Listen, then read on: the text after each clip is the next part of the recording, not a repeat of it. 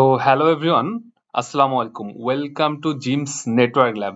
তো সকলকে ডে 17 এর ভিডিওতে স্বাগতম। সো আজকের ভিডিওটা হবে মূলত ডে 17 এর যে ল্যাব সেকশন সেটা নিয়ে।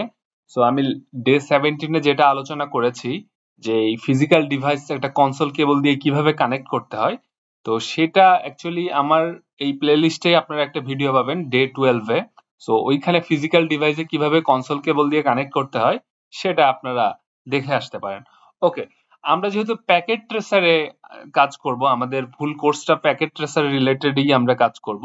তো প্যাকেট ট্রেসারে আমরা মূলত সুইচ রাউটার গুলো কিভাবে কনফিগার করব সেটাই দেখব, এবং সেই সাথে সিএলআই অ্যাকচুয়ালি কি এবং যেটা আমি আলোচনা করেছি আমার থিওরি সেকশনে সেটা এখন আমরা এই ভিডিওতে দেখব।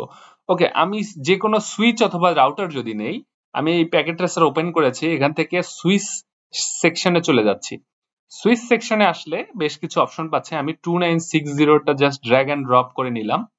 নেয়ার পর এখানে আমি জাস্ট কি করব, এই আইকনটা, এটা একটা লজিক্যাল ভিউ, আপনারা আমার প্যাকেট ট্রেসার সেকশনে আমি ডিসক্রাইব করেছি, ওইটা আগে দেখে আসতে পারেন কিভাবে এইটা কাজ করে, কিভাবে নিয়ে আসতে হয়, সবকিছু আমি ডেসক্রিপটিভ আলোচনা করেছি, সেখানে আপনারা দেখে আসতে পারেন। সো আমি ওইটা রিপিট করছি না। সো আমি জাস্ট এখানে ক্লিক করব। ক্লিক করার পর এই যে সিএলআই যে অপশন আছে, দ্যাট মিনস এই সুইচের ফিজিক্যাল ভিউ হচ্ছে এরকম। সো এই সুইচের ফিজিক্যাল ভিউয়ে পিছনে হচ্ছে কনসোল পোর্টটা আছে। আমি যদি জুম ইন করি, সো এই যে কনসোল পোর্ট, এই সুইচের ব্যাক পার্টটা হচ্ছে এটা এবং ফ্রন্ট পার্ট হচ্ছে এটা। সো এখানে 24 পোর্টের একটা সুইচ 2960, তার ব্যাক এন্ডে হচ্ছে কনসোল পোর্ট আছে এবং একটা পাওয়ার কেবল আছে, আর ফ্রন্ট এন্ডে আমার যেই ডাউন লিঙ্ক গুলো আছে সেগুলো আছে, এবং সেই সাথে আপ লিঙ্ক যেটা আছে দুইটা পোর্ট এখানে, যেটা হচ্ছে RJ45 কপার পোর্ট সেটা আছে। সো এখান থেকে আমরা যদি সিএলআই কনফিগার করি, সো এখানে দেখতে পাচ্ছি যে আমার বেসিক স্টার্ট আপটা হয়েছে। হওয়ার পর এখানে বলছে যে press return to get started. So আমি যদি এন্টার প্রেস করি, দেখুন আমি বলেছিলাম যে যখনই কোনো রাউটার বা সুইচে আপনারা ফার্স্ট টাইম ঢুকবেন, সো ঢোকার পর এটা যদি সুইচ হয় তাহলে এখানে সুইচ লেখা থাকবে। আমি এন্টার দিচ্ছি, দেখেন। সো এখানে সুইচ লেখা আছে। সো এই যে জিনিসটা আমি কি বলেছিলাম, এটার নাম কি, আমার থিওরি সেকশনে আলোচনা করেছি। এই জিনিসটার নাম হচ্ছে host name. That means by default এই সুইচটা যেই কোম্পানি থেকে যেই নামে আসছে সেটা হচ্ছে এর হোস্ট নেম। আপনি চাইলে এটা চেঞ্জ করতে পারেন, কিভাবে চেঞ্জ করতে হবে সেটা আমি দেখাবো। ওকে, তো আমরা লাস্ট টাইম থিওরি সেকশনে আলোচনা করেছি যে সিসকোর সিএলআই মূলত তিনটা মোড থাকে কনফিগার করার জন্য। একটা হচ্ছে ইউজার এক্সাক্ট মোড, একটা হচ্ছে প্রিভিলেজ এক্সাক্ট মোড, আর একটা হচ্ছে গ্লোবাল কনফিগারেশন মোড। সো আমরা যখনই ফার্স্ট টাইম লগ ইন করবো তখন এই যে গ্রেটার দেন সাইন দেয়া আছে দেখেন, এইটা মানেই বুঝতে পারবো যে এটা হচ্ছে ইউজার এক্সাক্ট মোডে আছে। আচ্ছা, ফার্স্ট যে মোডটা সেই মোডে আছে। এই মোডে আমরা কি কি অপারেশন করতে পারবো সেটা যদি আমরা দেখি, তাহলে আমি আলোচনা করেছিলাম যে কোয়েশ্চেন মার্ক দেবো। এখানে আমি কোয়েশ্চেন মার্ক দিয়ে প্রেস করলাম, দেখুন এখানে কোয়েশ্চেন মার্ক দিয়েছি, সাথে সাথে সে আমাকে কি কি জিনিস আমি এখানে পারফর্ম করতে পারবো সেটার একটা লিস্ট আমাকে প্রোভাইড করলো, যে আমি এখানে কানেক্ট করতে পারবো, ডিসেবল করতে পারবো কোনো কিছু, ডিসকানেক্ট করতে পারবো। যে এইটা হচ্ছে user exact mode, that means first mode. এই মোডে আপনি তেমন কিছু করতে পারছেন না, জাস্ট বেসিক যে অপারেশন গুলো সেগুলো পাচ্ছেন। আচ্ছা, এই মোড থেকে এখন যে নেক্সট মোডটা আছে সেটা কি, প্রিভিলেজ এক্সাক্ট মোড। সেই প্রিভিলেজ এক্সাক্ট মোডে আমরা কিভাবে যেতে পারি? সো আমরা এই কমান্ডটা ইউজ করব। ইউজার মোড থেকে প্রিভিলেজ এক্সাক্ট মোডে যাওয়ার যে কমান্ডটা সেটা হচ্ছে এনাবল। ইএন লিখে আমি চাইলে পুরোটাই লিখতে পারি, ENABLE, পুরোটা ম্যানুয়ালি লিখতে পারি, অথবা আমি লাস্ট টাইম বলেছিলাম যে শর্টকাট ইউজ করার জন্য। সো ইএন লিখে আমি যদি ট্যাব প্রেস করি তাহলে দেখেন পুরো আমার কম্পিউটার কিবোর্ড থেকে আমি ট্যাব প্রেস করলাম, তাহলে ও অটো কমপ্লিশন, এই জিনিসটাকে বলা হয় অটো কমপ্লিশন, সে অটোমেটিক কমপ্লিট করে নিল। আচ্ছা, ওকে, আমি এনাবল যখন প্রেস করলাম দেখেন সাথে সাথে কিন্তু তার মোডটা চেঞ্জ হয়ে গেল। সে ছিল হচ্ছে গ্রেটার দেন সাইনে, দ্যাট মিনস হচ্ছে ইউজার এক্সাক্ট মোডে, সেখান থেকে আমি যখন এনাবলটা দিলাম, দেওয়ার পর আমি হ্যাশ মোডে চলে গেলাম। হ্যাশ মোড মানেই হচ্ছে যে আমি প্রিভিলেজ এক্সাক্ট মোডে চলে গেছি, দ্যাট মিনস বেসিক যে মোডটা ছিল সেখান থেকে আমি পরবর্তী ধাপে চলে গেলাম, যেটা হচ্ছে প্রিভিলেজ এক্সাক্ট মোড। এই মোডে আমরা কি কি অপারেশন করতে পারবো সেটা যদি আমরা কোশ্চেন মার্ক দিই, দেখেন আমি এখানে মোর অপশন আসছে, তো কিবোর্ডের শিফট বাটন প্রেস করব, তাহলে পুরো জিনিসটা চলে আসবে। সো এই অপারেশন গুলো আমরা করতে পারবো, যেটা দেখছিলাম আমরা যে প্রিভিলেজ এক্সাক্ট মোডে আমাদের যে কমান্ড ছিল সেখানে কিন্তু খুবই লিমিটেড ছিল। এইখানে এসে আমরা আরো বেশ কিছু জিনিস পাচ্ছি, যেটা হচ্ছে ডিবাগ করতে পারবো, কপি করতে পারবো, ডিসকানেক্ট করতে পারবো, ইরেজ করতে পারবো, দেন হচ্ছে ping, reload, resume, then set up, show, SSH, telnet, terminal, trace route, write করতে পারবো, কোনো কিছু সেভ, খুবই ইম্পর্টেন্ট। এই যে লাস্টের যে কমান্ডটা রাইট, খুবই ইম্পর্টেন্ট। আপনি যে কোনো কিছু যদি পারফর্ম করেন কোনো একটা সুইচ বা রাউটারে, করার পর ওই সময় যদি আপনি রাইট না করেন, এই রাইট মানে হচ্ছে সেভ।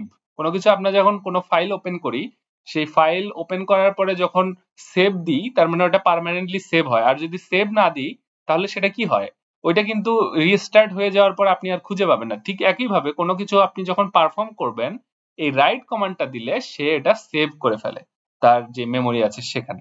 আচ্ছা, এখন আমি যেটা বললাম অটো কমপ্লিশন, যে এখানে আমি যদি WR দিই, WR দিয়ে ট্যাব প্রেস করি, তাহলে রাইট চলে আসছে, তাই না? আচ্ছা, এখন আরেকটা জিনিস বলেছিলাম যে অনেক সময় কমান্ড মনে থাকবে না, যেমন এখানে ডি দিয়ে অনেকগুলো কমান্ড আছে, তাই না? Debug, delete, DIR, disable, disconnect, D দিয়ে অনেক কমান্ড আছে, তাই তো? সো আমি চাচ্ছিলাম যে ডিসকানেক্ট কমান্ডটা আমি খুঁজে বের করতে, তো আমার এটা মনে নাই, আমি এটা কি করব, জাস্ট ডি মনে আছে, ডি লিখে আমি যদি কোয়েশ্চেন মার্ক করি, তাহলে দেখেন সে আমাকে সাজেস্ট করতেছে যে ডি দিয়ে কি কি কমান্ড আছে। ডিবাগ আছে, ডিলেট আছে, ডিআইআর আছে, ডিসেবল আছে। দ্যাট মিন্স ডি দিয়ে এই মোডে যা যা কমান্ড অ্যাভেলেবল আছে সবগুলো আমাকে সে সাজেস্ট করলো। এখান থেকে আমি যে কোনো একটা চুজ করে সেই কমান্ডটা ইউজ করতে পারি। সো এটা একটা শর্টকাট।